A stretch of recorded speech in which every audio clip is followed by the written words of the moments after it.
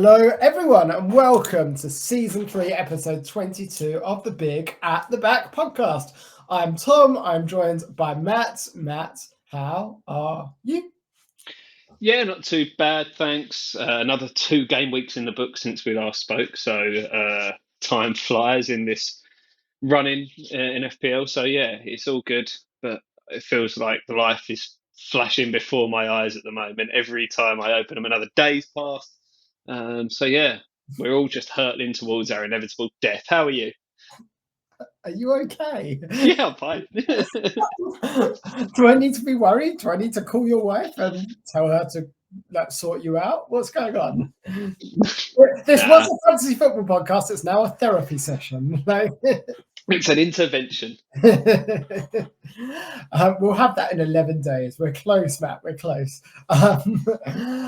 Shall we start with how we've done over the past few weeks for FPL?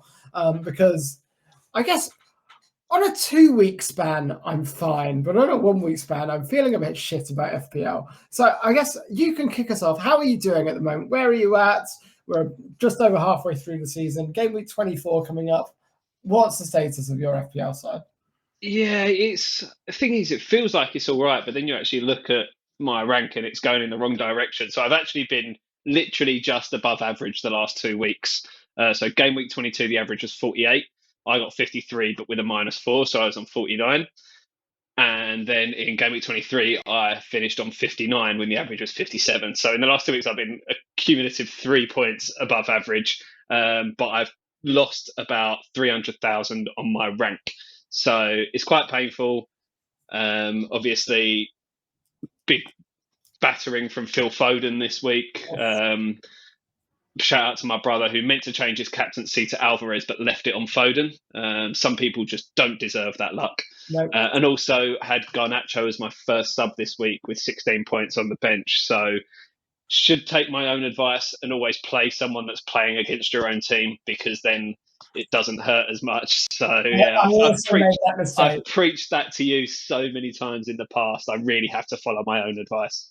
Well, I mean, you preached it before. I didn't listen, did I? Because Saka's my first sub with 9 points. Meanwhile, I've got Jota and Sterling by stinking it up with 2 in the last week.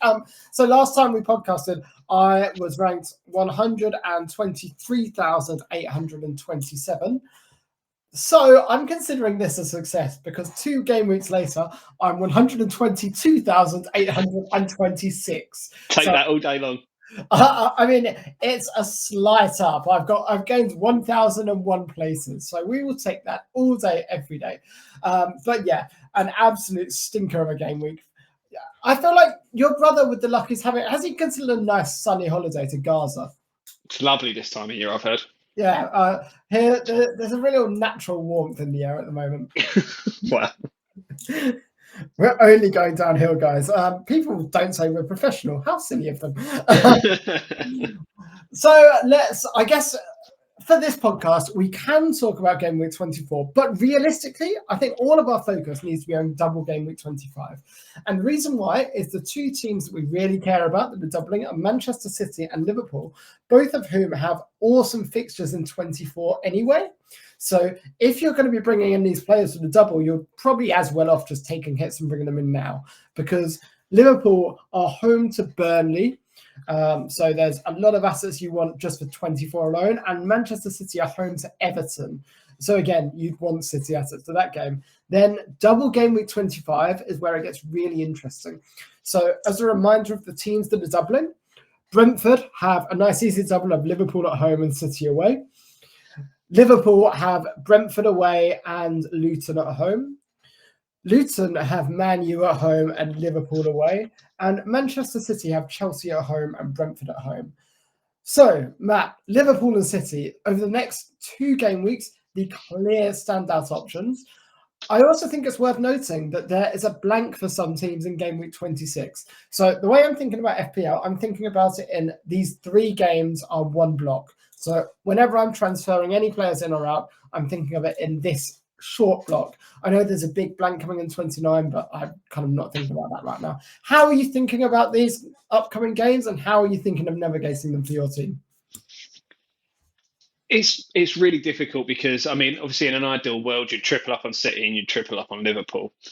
One of those Liverpool ones you'd always normally bank on is Salah. With the injury, you can't rely on him now. So, and obviously the big thing with Liverpool is they have a double and they blank straight off the back of it.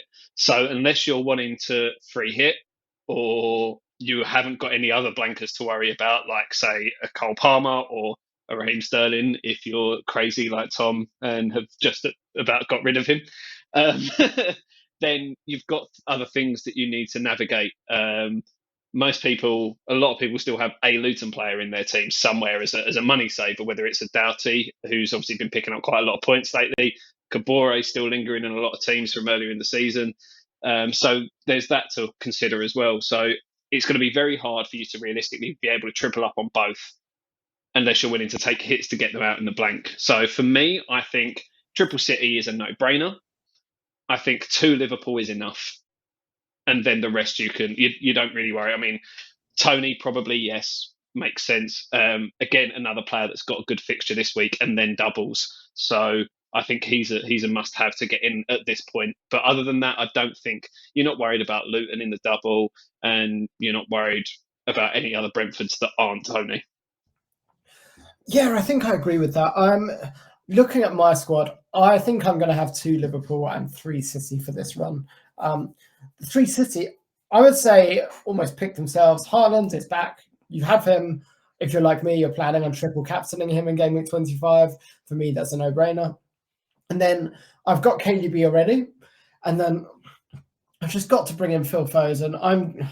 For 25, I kind of think the obvious move away is Richarlison, but also Spurs have Wolves at home. So I may end up just swapping someone defensively out for Nathan Ake and just accepting that City are going to concede in every single game regardless. So yeah, the 3 City is a no-brainer.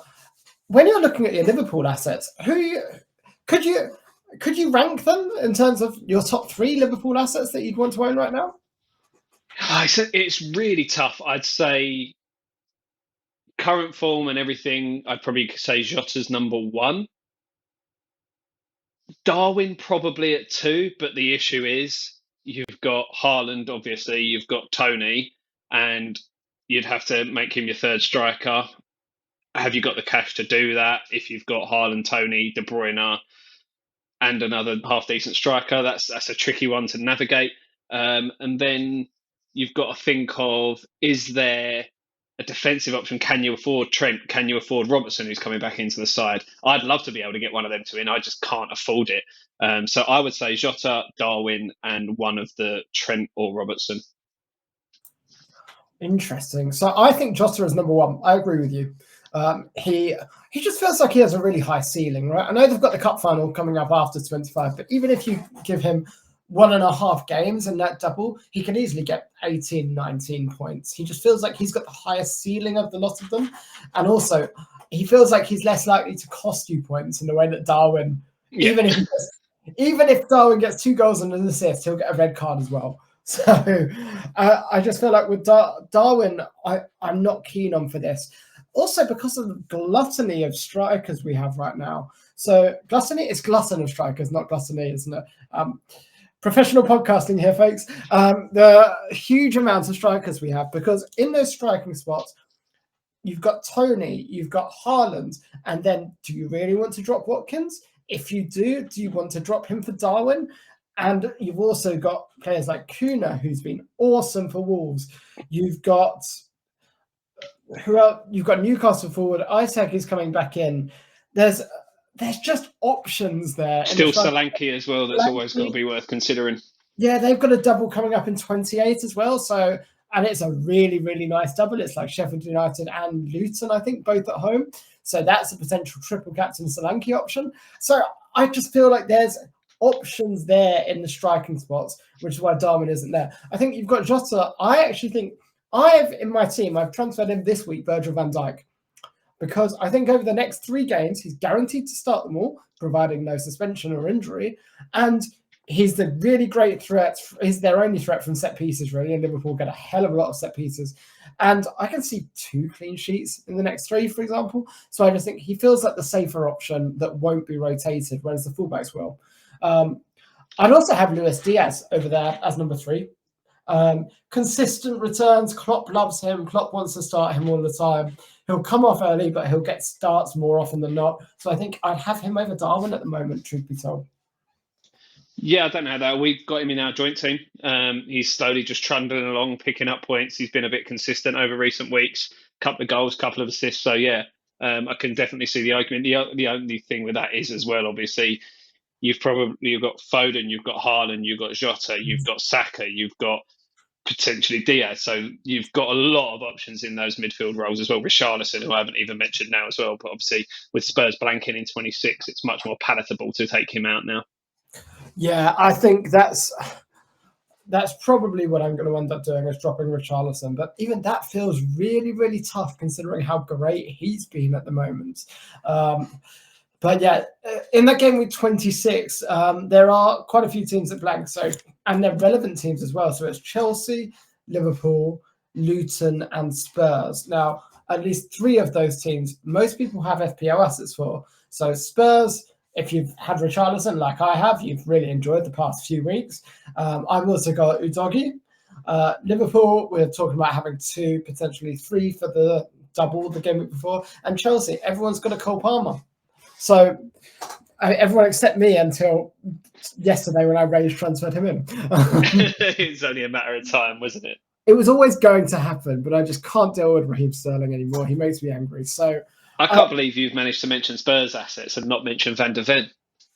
He's not really an asset, though, is he? They're not keeping clean sheets. No, but you love him.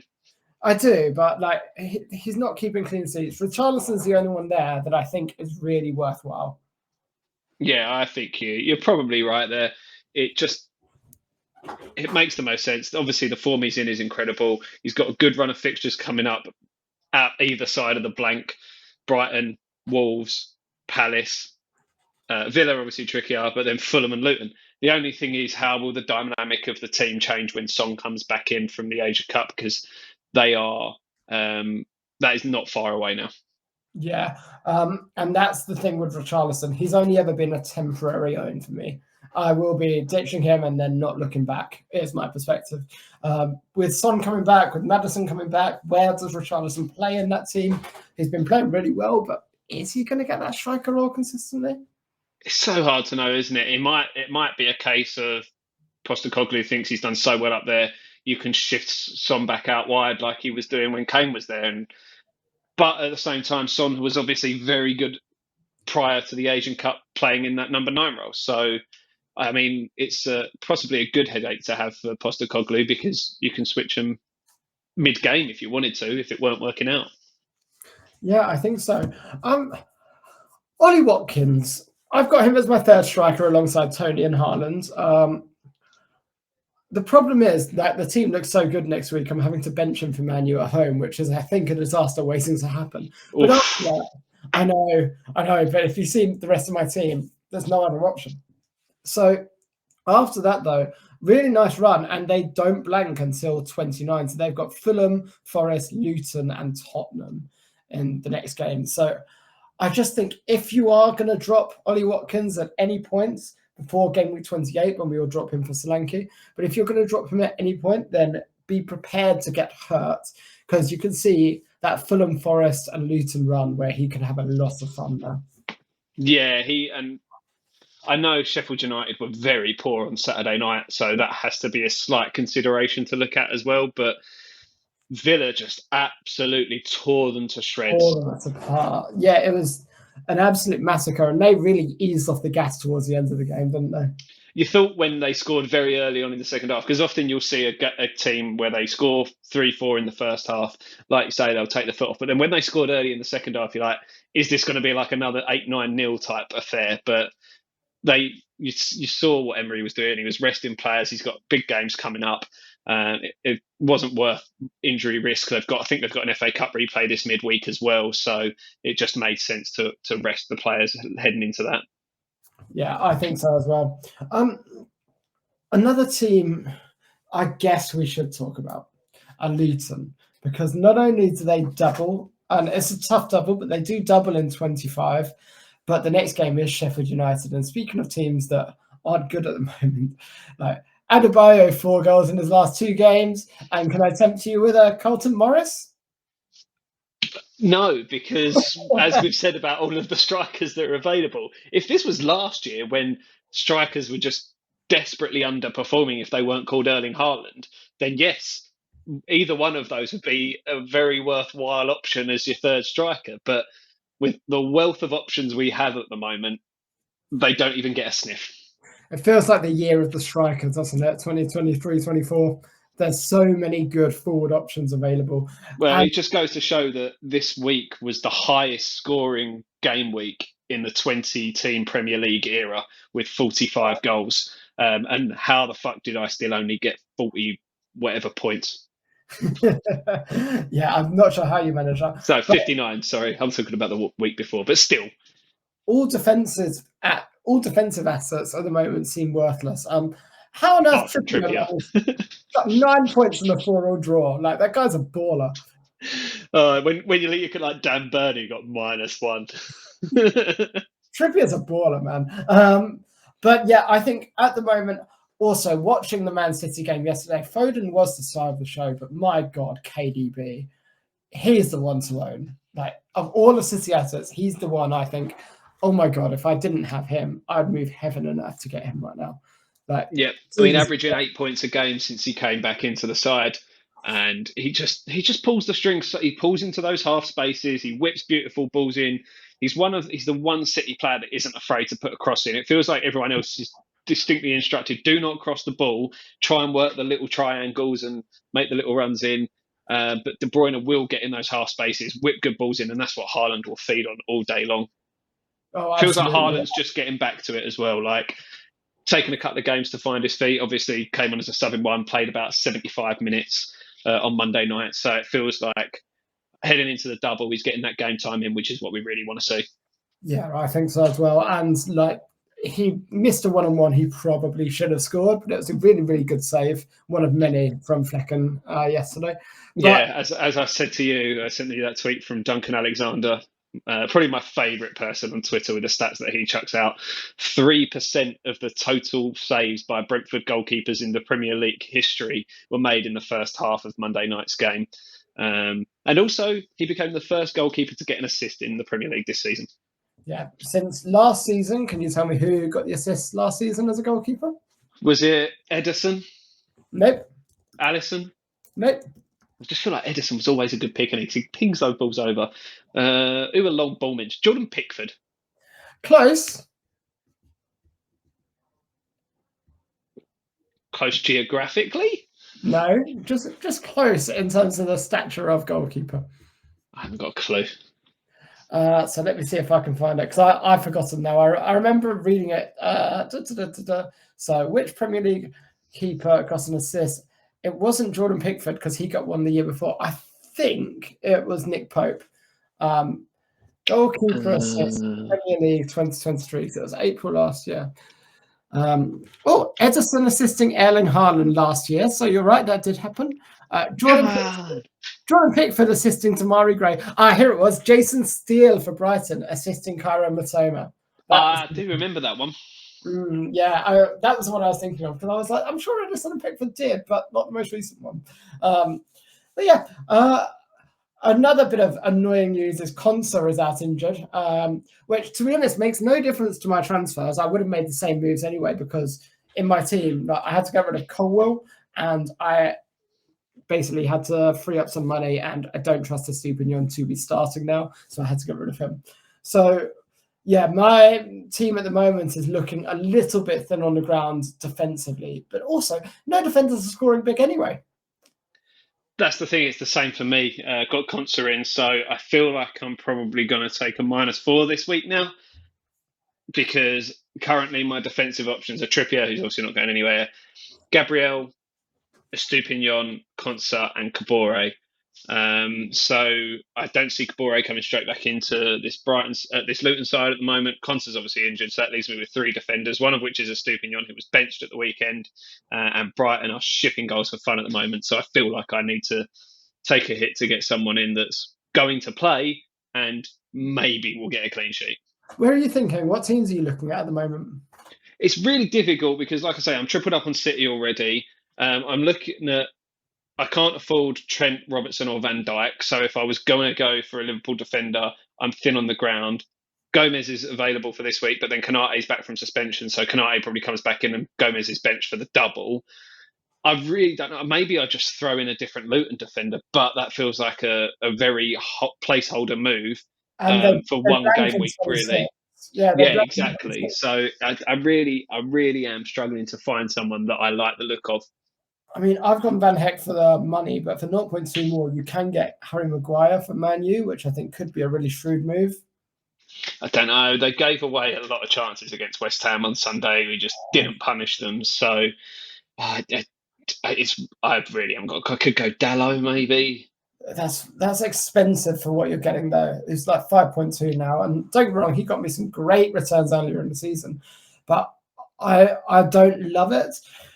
But if I take out Conser, I've got 6 mil in the bank, so it seems fine as a placeholder. Like because I mean, let's be honest, we're not far away from wildcard season either. Yeah, the 30 is when we're all going to wildcard, I think, or at least I am. I don't know. You could go a bit rogue and get a Brentford defender, say a Pinnock or someone. Yeah, potentially. Again, it just like their double is so difficult. So yeah. I mean, as much as they're shipping goals, Brighton's fixture list up to game week 28 is good. You could go completely cut your losses, go Van Heck like I have, and then next week you've got the funds to go big on a transfer should you need to. You could even look at bringing Salah back in with those funds next week. But if I have, I mean, yeah, it's not a bad shout, but then I'll be stuck because Constance the one I need to get out. Then I'll be stuck with double Brighton defence, which I don't love the idea of. Yeah, that does. On second thought, I mean, you could deal with it for this week, and then I'm thinking next week go Estupinian and I don't know Saka or whoever to Mo Salah, because how few people are going to have Salah for that double, and if he's back, it's a big if though, isn't it? Yeah, it's unlikely he's going to play both games. Even one, to be honest, maybe he comes off the bench for one, but I think really he's going to get saved for the cup final against Chelsea. That makes much more sense. Yeah. It would be very interesting to see. I do think that I would say I guess the next two Newcastle games are okay. Nottingham Forest away and Bournemouth at home, but then they've got But they've just conceded 4 against Luton. Yeah, they've just conceded 4 against Luton. I don't love it. Fulham just got a clean sheet. I did say a few weeks ago, Fulham defenders. Yeah, again, that's not a horrendous shout. There's just no one really has. Well, like we've been saying, no one's keeping clean sheets anyway. It's a goal-heavy season, so it feels like maybe I'll just go bargain basement and try and free up those funds for when Salah is inevitably back. Yeah, perhaps.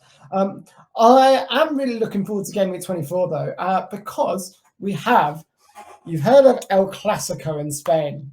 Now, in England, for the first time ever, we have the El Sacchio London derby. Crystal Palace against Chelsea. The loser is undoubtedly getting fired, and the winner is probably getting fired. How excited are you? Well, the problem is, and it's a Monday night game as well, which makes it even better for me. So good.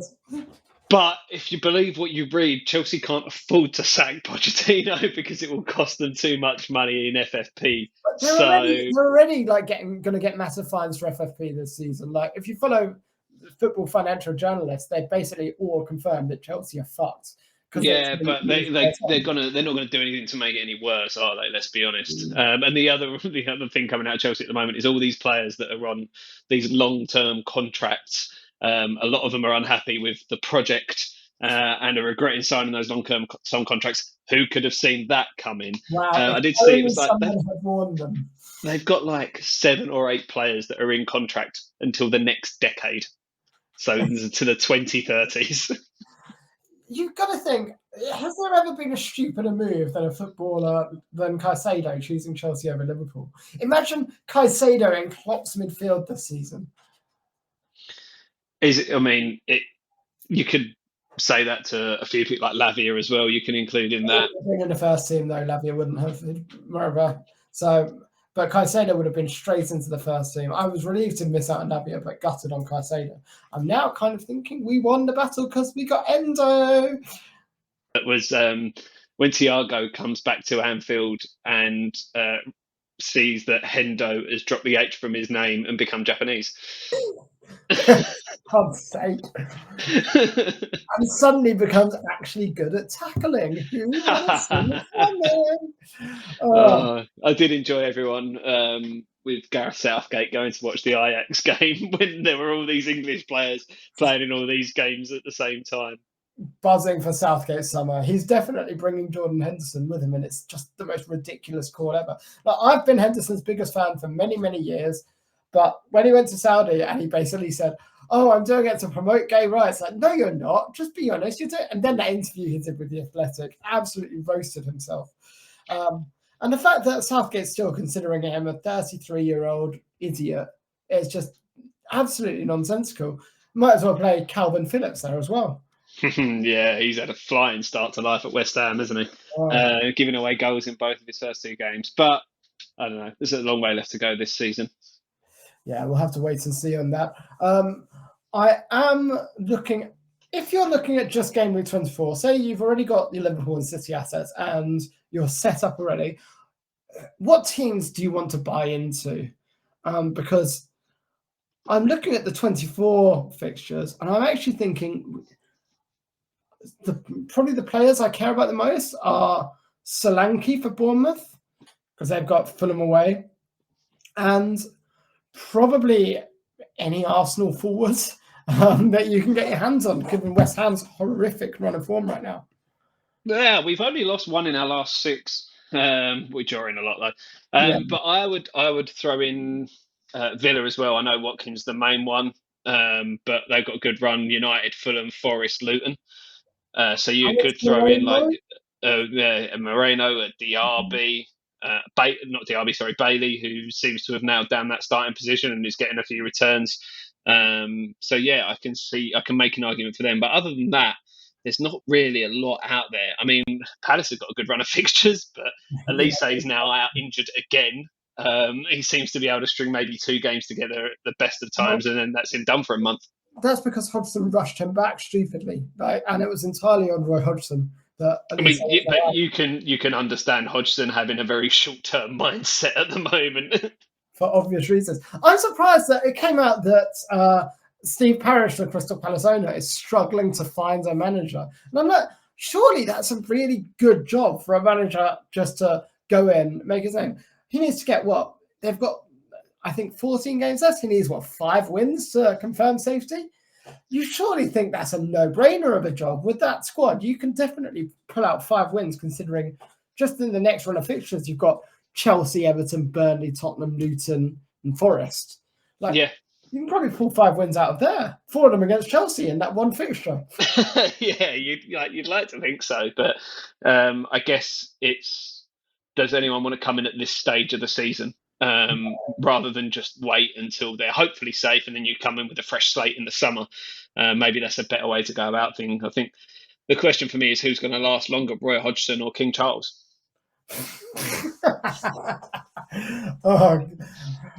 Let's send Frank Lampard to replace the one that doesn't last as long. Big Sam into the Palace until the end of the season to keep them up. Big Sam into Palace, Frank Lampard into the monarchy. Let's go. Oh, good. Spurs assets. I've got Richarlison and Udogie. I'm going to be keeping them both at 25, then moving them both out for 26 is, I think, my plan. Yeah, it's annoying with that blank because, like I say, they're in good form. They've got Son coming back, and they've got good fixtures on the other side of it. The only really tricky one there is Villa away. So that blank really does ruin things, but there's no reason you can't get at least Richarlison back in after that, potentially, if he's still playing well, or even maybe Son if he comes back and hits the ground running. I think so. What are you doing about captaincy this week? How are you thinking about it? Because every midfielder and forward in my squad, I'm quite excited for this week. And I can't figure out who to play, yet alone who to captain. At the moment, it's on Haaland, but I'm not married to that. I mean, my midfielders and forwards are KDB, Richarlison, Jota, Saka, Palmer, and then up front I've got Tony and Haaland with Watkins first bench. Honestly, everyone's got an amazing fixture. Who do you captain? Who do you bias? I can see Jota having a lot of captain armbands. I can see Haaland, though it is the early kickoff. I think KDB would be a really, really nice and fun option. There's just so many opportunities there. It is one of those weeks where it feels like a real coin toss. But it also could be a one where it completely burns you at the same time because there's so many options. All of them could go off apart from the one that you do pick. So I don't know. I mean, I'm currently sat with Haaland as well, and I think that is going to be where the majority of people go. But there's always that worry about the early kickoff, isn't there? I just feel like Haaland's back. You just captain him. Yeah, it just makes the most sense.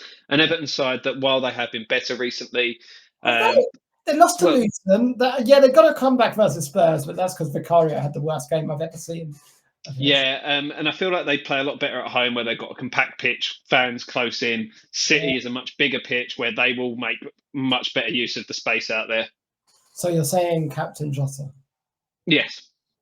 Burnley at home, they're going to want some revenge after that Arsenal match. I think Liverpool are going to be super up for it. Yeah, the only downside of captaining that is you can't watch the game, Tom. Yeah, that's a big problem. Not being able to watch a 3 p.m. kickoff on Bein Sports or a dodgy Fire Stick. No, can't do any of that. Exactly. Completely against the law, and we would never, ever do anything like that. But the early kickoff at the same time, I feel like that's a potential trap. Often is, but there's only one way to find out, and let Tom do it. Would it be fun to also captain Cole Palmer for the Monday game? It would be. It would be incredibly fun. But I just don't trust Chelsea enough. I know he is their most consistent player, and if anyone's getting returns, it's him.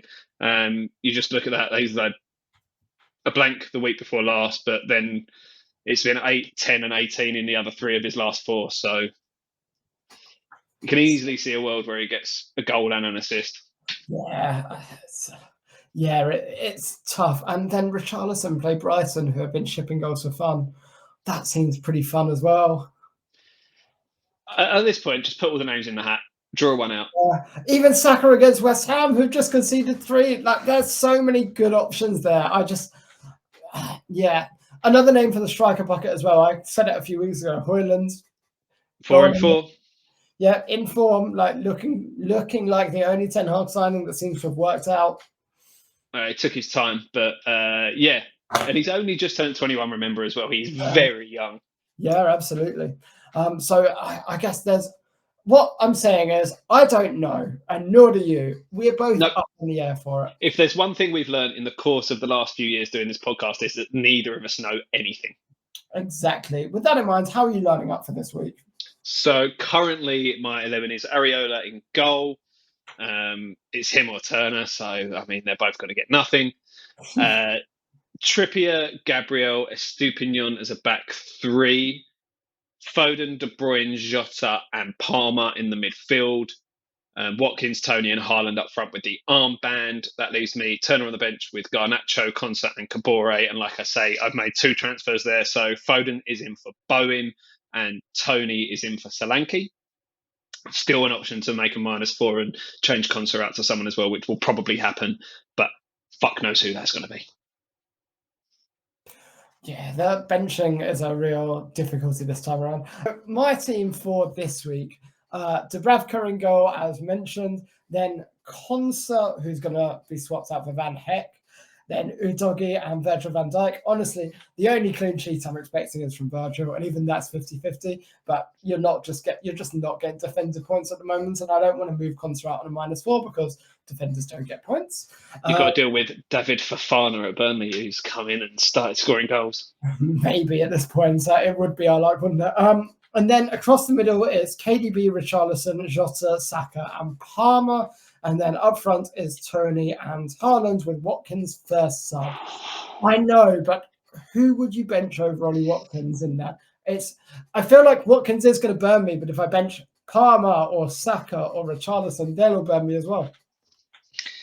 Yeah, it's really difficult. I mean, if I were you, the only person I'd consider is Saka, but I wouldn't do that because I've been burnt by someone just scoring 2 goals against West Ham, so I can do it 2 weeks in a row. But just the only thing is the away game.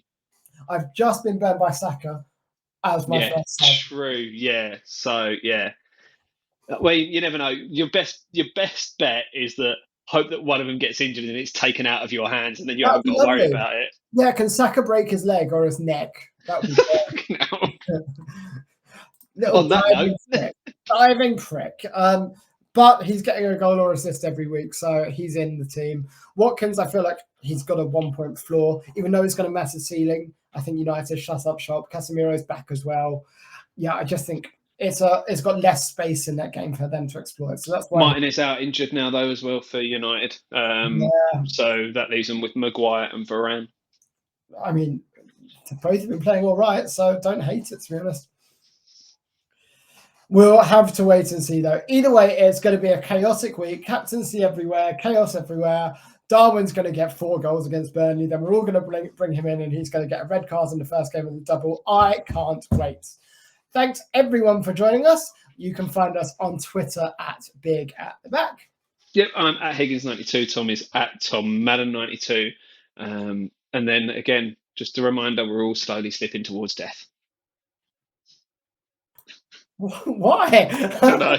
What's that to you? I thought we finished as we started. I guess so. Right. Happy Death Day, guys. Bye.